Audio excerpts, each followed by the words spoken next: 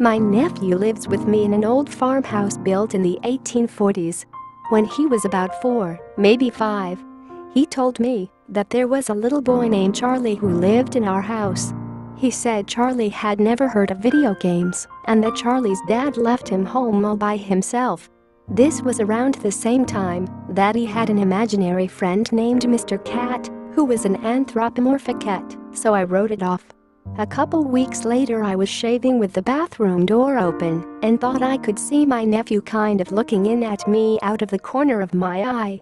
I stuck my head around and could see him from behind messing with an old china cabinet we keep important stuff in, and just as I walked into the room I could see my nephew sitting in the living room watching TV. He couldn't have crossed that much distance that fast or silently. I asked him about it and he said, "Oh yeah, that was Charlie.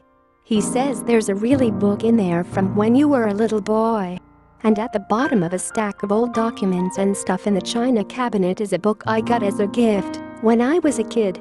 I didn't even know it was there. It was under 2 boxes of documents and couldn't been seen until the boxes were lifted out. The little boy didn't look like you think of ghosts. He wasn't transparent, he didn't float, he didn't look spooky. He just looked like a kid. Now I'm convinced that people see ghosts, or whatever they are, every day and don't realize it because they look just as real as we do." I was 14 and sitting by myself in my living room playing some Halo when I noticed that the room around me seemed oddly quiet. I paused the game and tried to listen for the difference.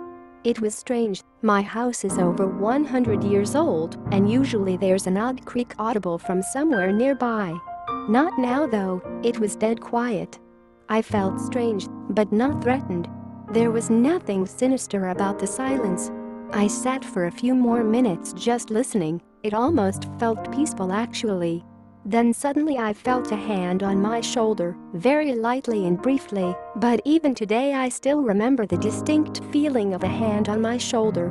It didn't scare me, nor did I jump up in surprise. I actually felt our familiar presence. Like family. I mentioned the experience to my mom, and she told me she'd experienced the same thing, only one room over. She says she felt her father's presence with the hand. My mother, who doesn't believe in any sort of hokey nonsense, once told me a story where one night her and a couple of friends were driving home one night after hanging out, no drugs or alcohol involved. They were crossing a bridge when suddenly their car died and then all the streetlights cut off. Then they heard a throbbing sound, like a large engine idling, and saw a flash of lights cross overhead rapidly. A few moments later, all of the lights came back on, and then cars started back up immediately. A bit unnerved, they continued home.